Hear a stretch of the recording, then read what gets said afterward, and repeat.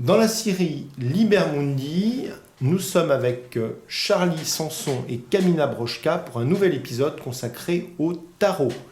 Charlie, bonjour. Bonjour. Alors, vous avez publié, toi et Kamina, un livre aux éditions L'Œil du Sphinx, réédité dernièrement, qui s'appelle Les tarots à la portée de tous, l'art de lire l'avenir, mais pas que, parce que vous parlez aussi de développement personnel et de connaissance de soi. Exact.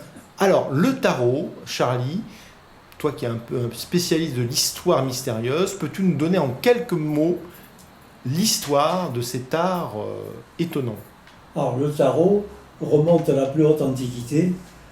On ne peut pas dire qu'on possède une histoire absolument exacte. On a des hypothèses.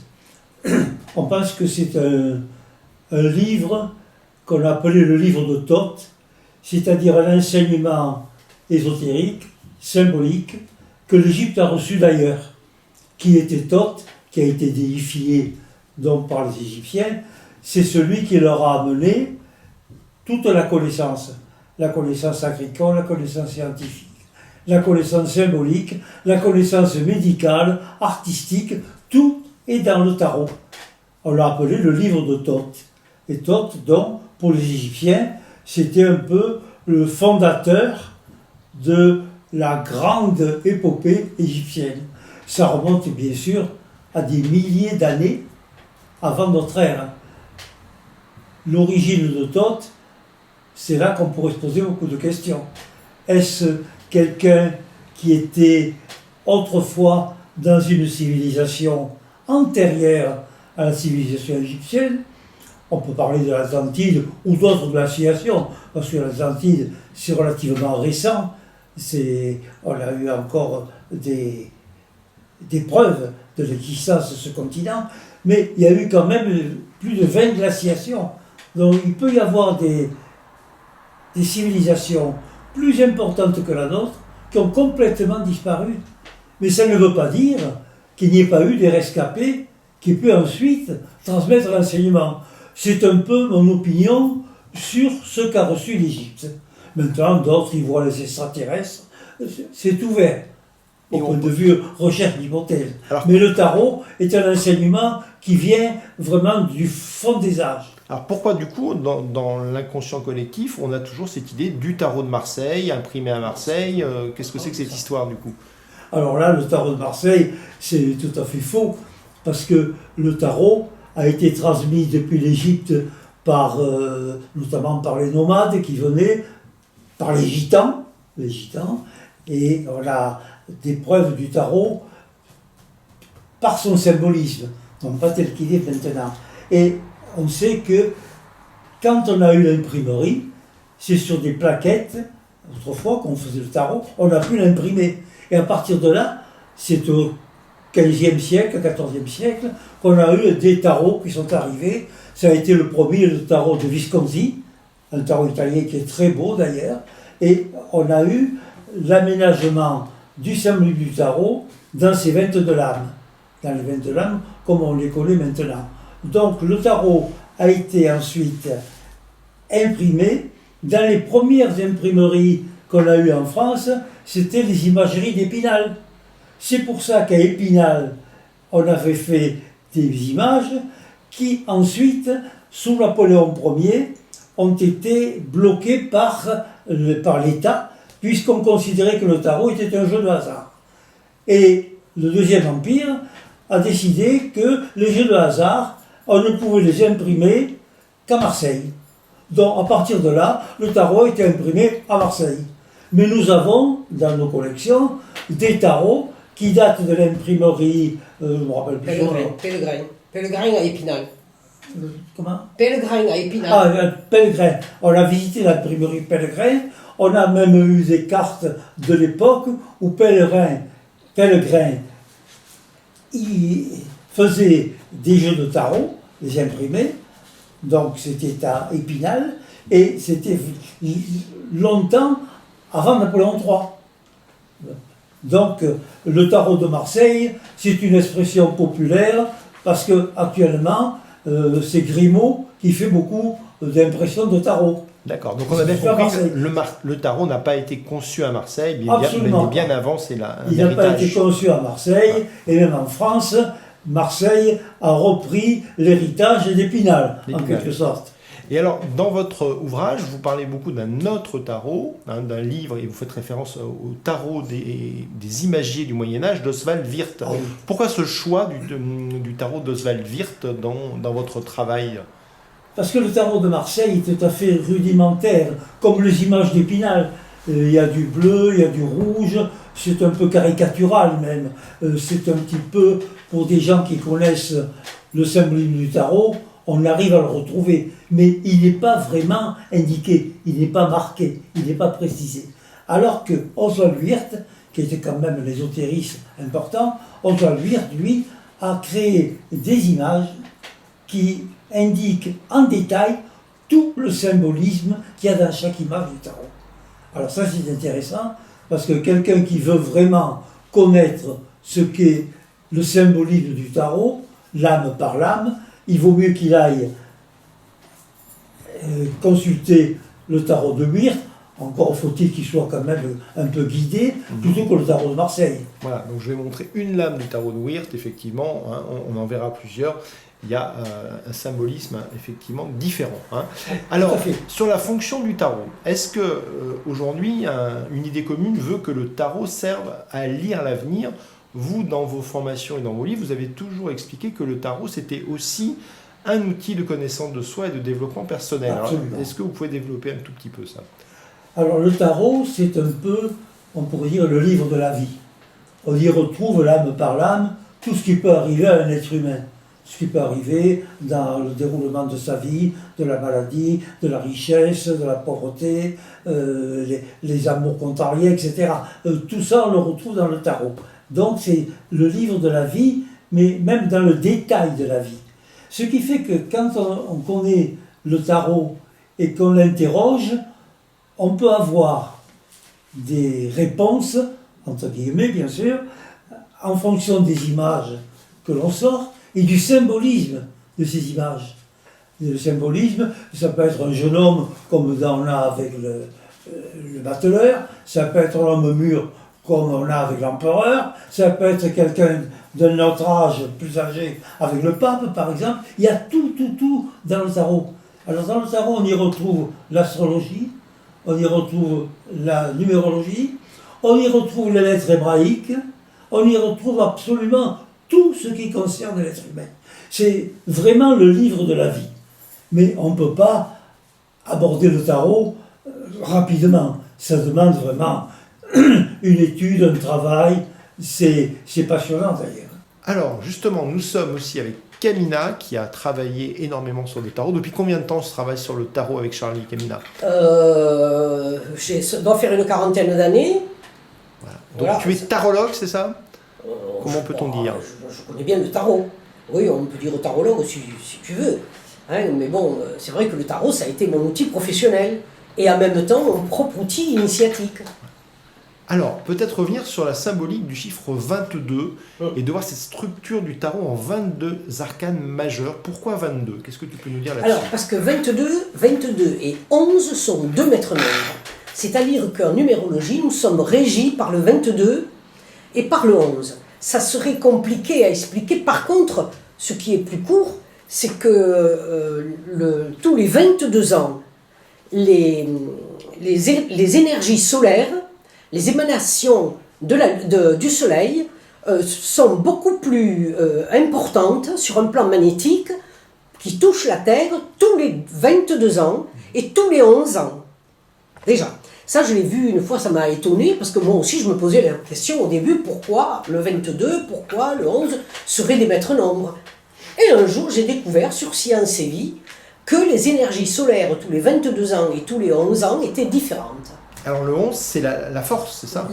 Le 11, c'est la moitié des 22 lames majeures. Bien donc, sûr, c'est la force, l'énergie, oui, oui. C'est cohérent. Alors, 22 lames, 22 arcanes, avec effectivement ce mystérieux chiffre 22 et la question de la carte du mat, qui serait le 22, mais le mystère, c'est que le 22 n'est pas inscrit sur la carte. Alors, qu'est-ce que c'est que ça? Alors, la symbolique du 22, c'est la symbolique, si tu veux mieux, des énergies solaires, de l'émanation du Soleil qui vient atteindre tous les 22 ans la planète Terre. Tous les 22 et 11 ans, des énergies solaires viennent changer, si tu veux mieux, le magnétisme terrestre. Après, on rentre dans la numérologie, et là, alors là, c'est encore plus complexe. Hein. Alors là, l'image de 22 nous annonce la fin d'un cycle hein, d'initiation. On part du battleur, la première lame, qui va te donner tout un chemin initiatique à parcourir. Et par contre, le 20 peut intervenir à n'importe quel moment. Il va jouer le gardien du seuil. C'est-à-dire que si tu n'as pas compris la leçon du cheminement, le 20 va te mettre hors du jeu. 22, hein, du coup, c'est ça. Le 22, pardon. D'accord. Le 22 te met hors du jeu, il faut repartir du départ. Voilà. Alors, de toute façon, ce 22 annonce toujours dans la vie de quelqu'un un tournant, un changement de vie radical. C'est pour ça que le personnage part en voyage, on dirait. Voilà. Alors, comment on peut dire la symbolique de cette carte-là? On a le Marseille. Qu'est-ce que tu dirais de cette carte-là? Que ce soit le Marseille ou le tarot de Wirth, pour moi la symbolique c'est la même. C'est simplement que les dessins sont plus beaux chez Wirth que chez le tarot de Marseille. Donc le 22, on le voit partir avec sur son dos. Il tient un bâton d'une façon qui est un peu particulière parce qu'il devrait le tenir sur l'autre épaule, avec une besace qui est de multiples couleurs, ce qui laisserait penser que sa connaissance est multiple, qu'il part avec ça, et qu'il est comme si c'était quelqu'un d'inconscient.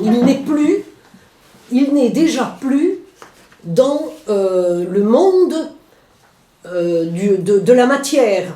C'est l'illuminé, on va dire. Celui qui paraît aux autres comme quelqu'un qui est hors série, hors temps. Et alors, c'est quoi ce chat ou ce chien, cet animal, on dirait, qui lui arrache, qui lui mord les fesses, ou qu'est-ce que ça peut à quelque part, il ne le sent même pas. Ouais. Il ne sent pas, il est en dehors de tout ça.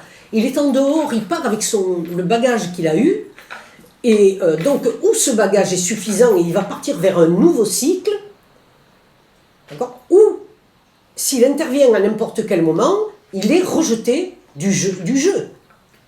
Voilà. Donc, les morsures peuvent être aussi ce qui permet d'avancer. D'accord. Donc, effectivement, les épreuves de la vie nous font avancer. Ça serait ça. Les épreuves de la vie, tout au long du tarot, nous font toujours avancer. Alors, dans ce chemin, nous avons ensuite 21 cartes qui sont numérotées. Donc, on va passer de la 1 à la 21e. Alors, la 1, nous avons le battleur. Alors, le battleur, c'est un terme de vieux français, je crois. On n'utilise pas beaucoup. Qu'est-ce que ça veut dire? On l'a appelé aussi le bonimenteur. Ah. Voilà. Hein. Il y a eu d'autres noms, dans d'autres époques, il y a eu d'autres noms. Bon, le battleur, c'est aussi celui qui peut vendre de l'illusion. D'accord? On le voit là, dans le tarot de Marseille, on le voit sur une table qui est couleur chair, donc c'est bien, ça concerne bien l'être humain. Là, je ne le vois pas toujours très bien. Il est bien implanté sur la terre. Donc, si on regarde les couleurs, ses pieds sont faits d'un bleu couleur pizzazuli. Donc, c'est la couleur de la spiritualité. Le rouge est la couleur de l'activité, de l'amour, des sentiments, de tout ce que... Bon, mais par contre, si on fait le mélange du rouge et du bleu, dans les écoles initiatiques, très souvent, il y a les sièges rouges et les rideaux bleus, ou le contraire, d'accord? Même à Avignon, au Palais des Papes, il y a des murs rouges et bleus. Pourquoi? Parce que le mélange du rouge et du bleu donne la couleur du mystique, qui est la direction à suivre pour cheminer, dans ce cheminement. Il va falloir trouver, dans l'action de la spiritualité, il faudra trouver le mystique avec le temps. Pas le mysticisme, le mystique, d'accord? Donc là, sur cette table, il est représenté des tas d'objets. Par contre, sur le tarot de Wirth, il est présenté les 4 éléments. La coupe qui est le denier, hein, pour la terre, l'épée fend l'air, la coupe est dans lunaire, elle est d'argent, avec un liquide rouge, Hein. Tout ça est vraiment les 4 éléments qui permettent de construire l'homme. Et qui est la structure des arcanes mineurs. Et après, ça va continuer effectivement, on commence par ça. Ça commence d'abord par la matière. On retrouve toujours les pieds bien ancrés dans la terre. Et par contre, il a son chapeau en forme de 8 qui est l'infini. Et le rouge du chapeau qui est rouge donne bien que ses idées, son mental, c'est un chercheur. Non oui, son cerveau est toujours en ébullition et en activité pour son cheminement. Maintenant, qu'est-ce qu'il va en faire? Et puis aussi, il y a là, qui est quand même assez important, c'est cette fleur, hein, cette tulipe qui est en bouton. Exactement. Qu'est-ce que ça peut Qu'on va retrouver, ça représente, c'est le commencement oui. de l'épanouissement, oui. Mais elle n'est pas épanouie, elle est en bouton. Ce qu'il n'y a pas, je pense, dans le tarot de Marseille, on retrouve un peuplier. Voilà. Notre jeu va se jouer effectivement en 21 étapes et on arrive à l'étape 21 qui s'appelle le monde. Alors qu'est-ce que c'est que cette carte? Qu'est-ce qu'on y voit? Sur le plan symbolique, bien entendu. Alors, sur le plan symbolisme, quand on a fait tout le cheminement parfait, d'accord, de l'âme en l'âme, d'arcane en arcane, hein, l'arcane c'est un passage, eh bien, on arrive au 21. C'est-à-dire que là, eh ben, on a retrouvé à l'intérieur de nous-mêmes cette force que l'on pourrait appeler la foi, mais la foi, la vraie, celle où tout nous est possible, et qu'à partir de là, on peut tout réaliser dans le monde. On fait partie du tout, on retrouve le tout. Et c'est un peu ce que raconte cette lame. Là, on voit dans le tarot de Marseille. Dans le tarot de Wirth, ça va être peut-être un peu plus agréable comme représentation. Les 4 évangélistes,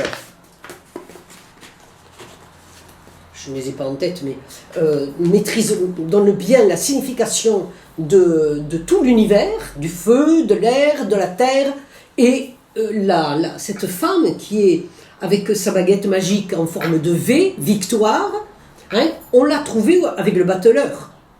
Elle était dans la main du battleur de Wirth. Et elle est couronnée de tout le cheminement qu'elle a accompli. Donc, un 21, c'est « je maîtrise tout ». Je suis dans le tout. Et donc, c'est une fin ou un début? Mais la fin est aussi un début. Eh oui. Donc, finalement... Voilà. Sur un plan philosophique ou ésotérique, on pourrait dire que ce que l'on croit être un début est peut-être une fin, et ce que l'on croit être une fin est très certainement un début. Alors, donc pour découvrir un petit peu ce jeu sous une autre facette, se rappeler qu'on est en Occitanie. Hein, l'Occitanie, c'est la langue d'oc. Vous serez d'accord pour dire que l'oc, il y a le O et le C. Le O, ça peut être le soleil et la lune. Hein, donc du coup, se dire que dans le tarot, on a 2 arcanes, l'arcane 18 et l'arcane 19. Alors, vous demandez à chacun d'entre vous une lecture symbolique de ces arcanes. Peut-être qu'on trouvera un peu l'esprit de l'Occitanie derrière ces 2 arcanes. Alors Charlie, qu'est-ce qu'on peut dire de la Lune version Oswald Wirth? Alors la Lune est un astre qui ne produit pas la lumière directement. Il ne fait que refléter la lumière du Soleil. Or, on sait que toute lumière reflétée est assez mensongère. Quand on se voit dans une glace, quand tout ce qui est un reflet est mensonger. C'est une illusion. Donc la Lune est un peu le domaine des illusions. Des illusions, des choses qu'on ne voit pas très nettement. C'est pas très net. D'ailleurs, il y a un chemin qui est tortueux, qui passe avec une mare devant. Et dans cette mare, on voit un animal. Hein, c'est une écrevisse. C'est pas qu'elle est cuite, hein, mais c'est qu'elle est chargée d'une force. Pour aller chercher en reculons, et là c'est très intéressant, elle va vers le passé, et là, elle va se nourrir des miasmes du passé qui sont dans cette mare. Donc l'écrevisse est là, elle se nourrit de ça. Et il faut passer près de l'écrevisse, puis passer sur ce chemin. Et sur ce chemin, ce qui est intéressant, c'est que dans cette pénombre, où tout est voilé, tout risque d'être illusion, où une ombre peut nous paraître un démon ou un fantôme ou quelque chose comme un monstre, c'est un peu ce que on a vu dans le chien de Baskerville, où dans la nuit, une branche qui bouge peut paraître quelque chose d'extrêmement important. Et là, il faut passer entre deux gardiens, deux chiens, un blanc et un noir. Et ça, c'est très important. Le blanc et le noir, alors là, c'est tout le symbolisme du blanc et du noir qu'on retrouve dans tous les chemins initiatiques, le pavé mosaïque, l'océan des Templiers, par exemple, on peut en trouver beaucoup. Mais là, ce qui est intéressant, c'est quelque chose qui va te parler. Il y a à gauche le chien blanc et à droite le chien noir. Pour sortir des illusions ou pour rentrer dans les illusions. Avec la lune, on ne sait jamais. Quand tu vas vers Rennes-le-Château, quand tu passes pour aller à Rennes-les-Bains, automatiquement, sur ta gauche, tu as le roc blanc, sur ta droite, tu as le roc noir. On a l'image géographique de la lame du tarot. Et on sait très bien que dans cette région, pour des illusions, des rêves, des mythes, il y en a pas mal. Voilà ce qu'on peut dire un peu sur la Lune rapidement. Mais c'est le côté des choses cachées, des choses qui ne sont pas révélées. Il faut chercher. Alors, toujours pour compléter le cheminement du tarot, après avoir évoqué la Lune, la lame d'après, comme par hasard, la lame 19, on va tomber sur le Soleil que tu vas nous éclairer, Kamina, dans la version d'Oswald Wirth. Alors, il faut savoir que quand on arrive déjà au Soleil, on a déjà parcouru un bon cheminement. Donc, après la remise en question de la Lune, eh bien, là, on trouve l'éblouissement, c'est-à-dire que tout devient plus clair. On dépasse le monde de l'illusion, ce voile d'Isis, et on rentre dans quelque chose qui unit. D'ailleurs, il y a un personnage masculin et féminin. Et ça va devenir très important. Parce que on a toujours tendance, dans la vie de tous les jours, d'aller chercher chez l'autre son complément. C'est-à-dire, le côté féminin va chercher le masculin pour trouver l'équilibre à l'intérieur de soi-même, et le côté masculin va chercher le féminin. Ce qui est une grave erreur, parce que bien sûr, très souvent, donne quelque chose de plus décevant que épanouissant. C'est ce que nous dit le 19, c'est que nous devons trouver à l'intérieur de nous-mêmes notre propre complément. C'est-à-dire, le masculin doit trouver à l'intérieur son féminin, et le féminin doit trouver à l'intérieur de lui-même son côté masculin. Et là, on crée l'androgyne totale. Et on est effectivement, à ce moment-là, on passe au-dessus de la clôture, de l'autre côté du mur, où on se découvre soi-même dans un tapis de nature. Il revient là, le tapis dans le tarot d'Oswald Wirth, donc dans tout ce qui est naturel, qui est florissant. On devient autre chose. Il y a aussi quelque chose qu'il faut voir, c'est que les petites larmes qui tombent là, les énergies qui tombent, dans le solaire, elles aspirent l'énergie planétaire. Et là, au contraire, elle donne son énergie. Donc le soleil donne à tous sa propre énergie pour nous amener à évoluer. Alors, pour revenir à l'Occitanie, le drapeau de l'Occitanie, c'est quoi? C'est le rouge, sang et or. Et là, on est dans une lame où le soleil brille, jaune, lumière, et rouge, activité. Donc cette activité du soleil, c'est tout, c'est la vie. Et ça, il faut trouver l'harmonie en soi. Bien, alors pour terminer cette petite vidéo, on va faire un petit jeu Kamina, pour voir comment le tarot peut nous aider à comprendre l'ici et maintenant, et pas tellement l'avenir. Alors, on va partir du principe que, c'est ce que disait Krishnamurti, je suis le monde est moi, donc je vais jouer le rôle du monde, et je viens te consulter en te disant qu'en ce moment je vais pas bien, et je suis en crise. Il y a plein de trucs, il y a des menaces de guerre, il y a des choses, donc qu'est-ce qui se passe en ce moment? C'est quoi les enjeux pour moi dans mon développement futur? Donc qu'est-ce qu'il faut que je fasse dans la consultation, là? Dis-moi. Alors, j'ouvre les cartes, Ouais. et tu vas m'en donner 4. Je prends 4 cartes au hasard total, hein, c'est ça? Donc, Ben, tout à fait. Une. Le hasard n'existant pas. C'est quoi? C'est l'inconscient qui parle, là, du Oui, coup, oui, ou l'inconscient tout à du fait. monde, ou l'inconscient collectif qui parle à travers moi? Dure responsabilité, mais là, c'est un jeu qui sera... Oui, oui. Voilà. Voilà. Allons-y. Donc maintenant, 4 Bon. cartes. Alors, pourquoi 4 cartes, d'ailleurs? Bon, on peut faire 5. Il y a plusieurs façons de prendre. En principe, je les pose. Ouais. On va les poser comme ça, mais peut-être que tu ne les verras pas bien. Alors, ok. Là, ce que l'on me dit par rapport à la symbolique, c'est que il y a déjà... On est à la croisée des chemins. D'accord. Alors, on va les retourner face à la caméra. Alors, je vais faire comme ça, si voilà, tu on veux. va les retourner, Comme ça, donc croiser des chemins. ça, ok. et comme ça. Voilà. Voilà. Donc, Alors, ici, on va qu'est-ce me qui dire se passe, qu'on se trouve à la croisée des chemins. Ouais. La croisée des chemins nous indique qu'il va y avoir très certainement de grands changements. Ouais. La maison Dieu. Que ces changements sont les conséquences de ce que nous n'avons pas écouté, nous n'avons pas tenu compte. D'accord ? Alors que bien des choses, parce que là, on avance, là, on peut dire que ça peut être positif en ce sens que on prend conscience par rapport aux erreurs du passé, on prend conscience à ce qu'il va falloir faire dans l'avenir. Il ne faut pas oublier quand même que l'ermite, là, il s'appuie sur un bâton, le bâton devient son guide. Même le petit... comment on appelle ça? Chien.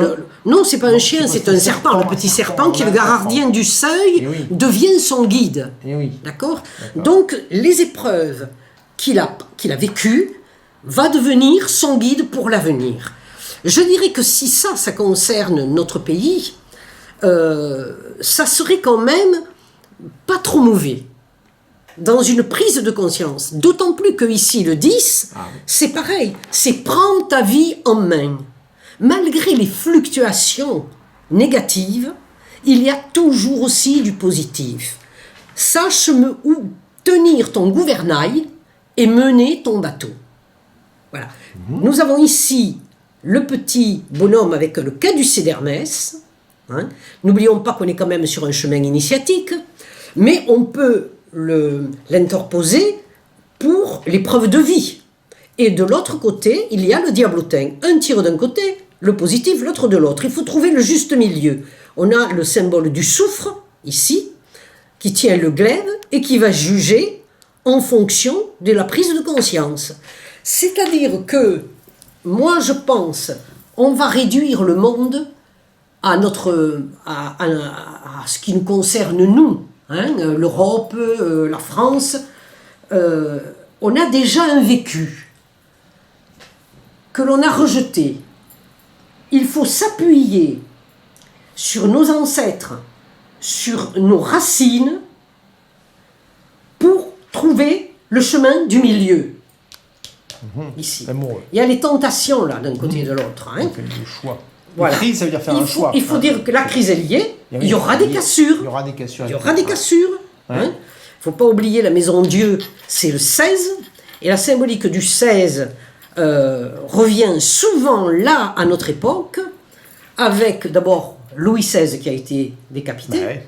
Déjà, ouais. Benoît XVI qui a démissionné, Aïe, ouais. et la 16 qui passe Ah. à côté des centrales nucléaires. Ah oui, aussi. La rivière la 16. D'accord. Donc, je ne fais pas... Ouais. D'accord, mais c'est Ouais. un avertissement, quoi, un éveil. Mais je pense que c'est très important qu'on revienne à nos racines. Parce que c'est comme les sociétés avant étaient gouvernées par les ancêtres. La sagesse, c'est l'ancêtre qui l'avait. Ouais.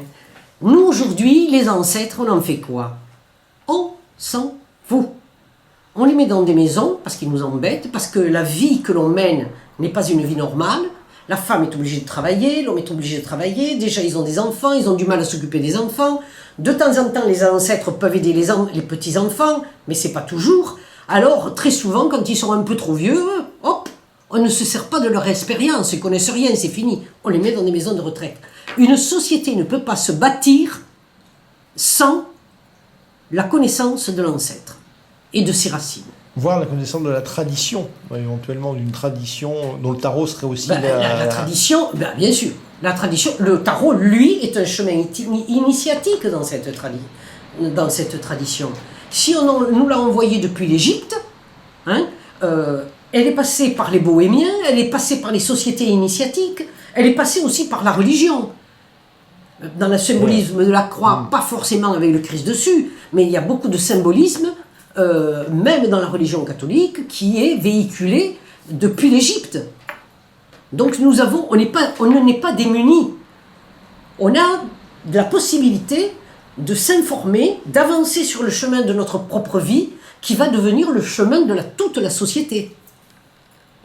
Pour terminer notre entretien, revenir avec toi Charlie, pour que tu nous parles dans ce tirage d'une lame qui te semble intéressante pour parler de notre époque, la lame de l'ermite, l'arcane 9. L'arcane 9, l'arcane de l'ermite, est une lame très intéressante parce qu'on se rend compte que quand on est dans une période comme la nôtre actuellement, c'est une période d'attente. On sait qu'il va se passer quelque chose. Donc l'ermite est celui qui s'est retiré du monde. On peut aller le consulter, mais lui, il ne va pas vers les gens. Il ne va pas faire du racolage. S'il y a quelque chose à dire, c'est qu'on va lui demander. Et il éclaire avec une lumière qui n'éclaire pas le chemin. C'est une lumière intérieure. Il éclaire vraiment sa conscience, tout ce qui lui vient d'ailleurs, mais qui prend forme en lui. Et avec sa canne, on voit qu'il ne s'appuie pas dessus. C'est comme si on marquait le terrain seulement. Donc l'ermite est quelqu'un qui s'est retiré provisoirement. Et là, il prépare l'avenir. C'est ce peut-être qu'il faut que nous fassions, comprendre l'ermite et savoir que la période que nous vivons actuellement, elle est provisoire et il faut préparer l'avenir. Alors si on regarde bien, dans toute l'histoire de l'humanité, chaque fois qu'un homme politique se retire, il se met à l'écart et puis il revient. Et c'est quand il revient qu'il peut vraiment appliquer ce qu'il a conçu pendant sa période, on peut dire, intérieure. On le retrouve dans beaucoup de cas. Prenons un cas très simple en France. Quand De Gaulle a quitté le pouvoir, il a dit qu'il démissionnait, qu'il quittait le pouvoir. Il est parti et à partir du moment où il était retiré, on pensait qu'il était retiré, il écrivait ses mémoires, etc. Mais en fait, il préparait la Ve République. Et quand il est revenu, ayant été l'ermite, il a pu devenir un chef d'État.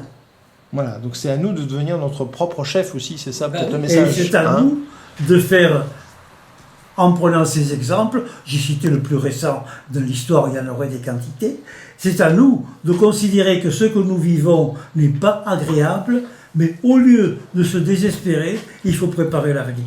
Voilà. Et si on le prépare bien, on pourra le faire exploser. Bon merci à vous deux pour votre message d'espoir finalement. Peut-être rappeler ce livre-là qu'on peut trouver. Alors où est-ce qu'on peut le trouver ce livre? Je pense que sur Amazon on peut le trouver. Je pense oui. Alors c'est le plus facile. Voilà.